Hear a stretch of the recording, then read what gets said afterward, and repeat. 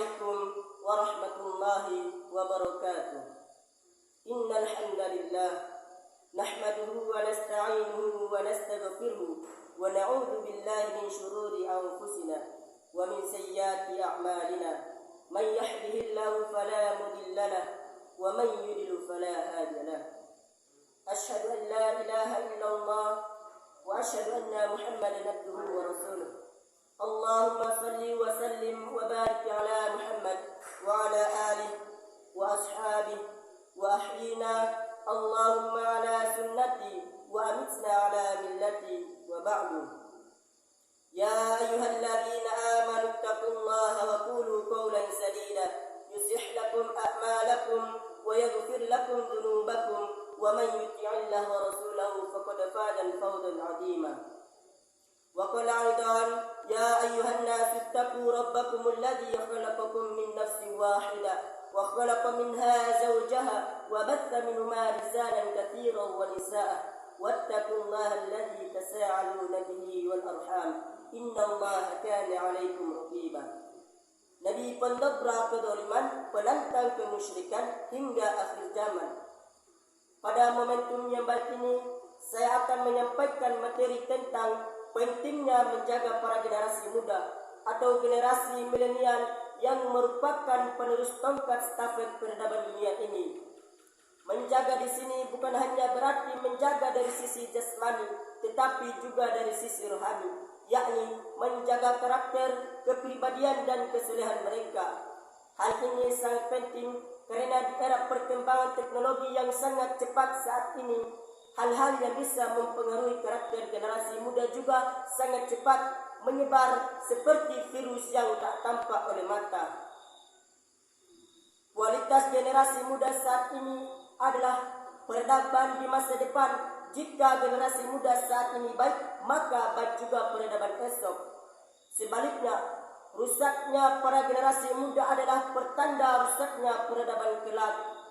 Sehingga perlu juga kita saat ini untuk mendidik generasi muda menjadi generasi yang kuat karakternya dan kesolehannya, sampai akhirnya mereka mendidik dengan baik tanggung jawab yang ditinggalkan generasi tua. Jangan sampai kita meninggalkan generasi yang lemah, sehingga terwujudnya cita-cita peradaban mulia bisa saja sirna. Himbauan ini juga tercantum dalam Al-Quran Surat An-Nisa ayat 9. وَلْيَحْسَ الَّذِي لَوْ تَرَكُوا مِنْ خَلْفِهِمْ ذُرِّيَّةً ضِعَافًا خَافُوا عَلَيْهِمْ فَلْيَتَّقُوا اللَّهَ وَلْيَقُولُوا قَوْلًا سَدِيدًا. Dan hendaklah takut kepada Allah orang-orang yang sekiranya mereka meninggalkan keturunan yang lemah di belakang mereka, yang mereka khawatir terhadap kesejahteraannya. Oleh sebab itu, dan hendaklah mereka bertakwa kepada Allah, dan hendaklah mereka berbicara dengan tutur kata yang benar. Hadirin yang dirahmati oleh Allah Subhanahu wa taala, posisi strategis sosial para pemuda soleh ini juga disebut dalam hadis Rasulullah sallallahu alaihi wasallam yang menyebutkan bahwa mereka akan dijadikan satu dari 7 golongan yang bakal mendapatkan perlindungan Allah Subhanahu wa taala pada hari kiamat. Wasyabuna sa'a fi ibadatillah. Artinya, pemuda hidupnya hanya untuk beribadah kepada Allah. Hadis riwayat Bukhari dan Muslim.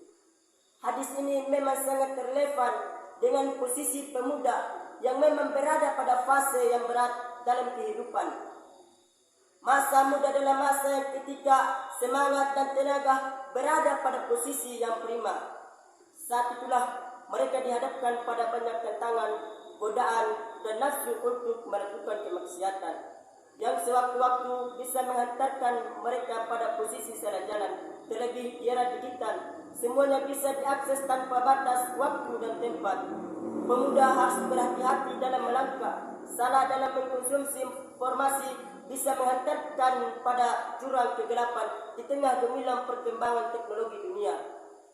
Oleh karenanya, dewan juri yang diberkahi Allah Subhanahu wa taala, para pemuda harus dibekali dengan kemampuan menyaring atau memilih nutrisi pendidikan, khususnya pendidikan agama yang benar, sehingga tidak bisa menjadi korban dari sisi negatif kemajuan teknologi.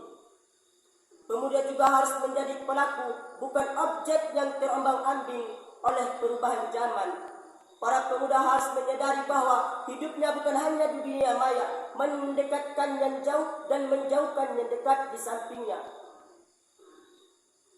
Interaksi fisik dengan orang-orang sekitarnya harus terus ditanamkan sehingga kepedulian sosialnya tetap terjaga. Hal ini akan menghindarkan karakter tumbuh di dalam diri mereka. Selain itu, penguatan literasi digital juga sangat penting bagi para pemuda. Literasi digital adalah bekal bagi mereka agar mampu menggunakan media digital, alat-alat komunikasi atau jaringan dalam menemukan, mengevaluasi, menggunakan, membuat informasi dan memanfaatkannya secara sehat, bijak, cerdas, cermat, tepat dan patuh hukum sesuai dengan kegunaannya. Pentingnya literasi dalam menghadapi fenomena perubahan zaman ini tercermin dalam wahyu pertama yang diturunkan Allah kepada Nabi Muhammad berupa perintah membaca yang termaktub. Dalam Al-Quran surat Al-Alaq ayat 1-5, A'udzu billahi minasy syaithanir rajim. Bismillahirrahmanirrahim. Iqra bismi rabbikal ladzi khalaq. Khalaqal insana min 'alaq. Iqra wa rabbukal akram. Alladzi 'allama bil qalam. 'Allamal insana ma lam ya'lam. Artinya, bacalah dengan menyebut nama Tuhanmu yang menciptakanmu. Dia telah menciptakan manusia dari segumpal darah.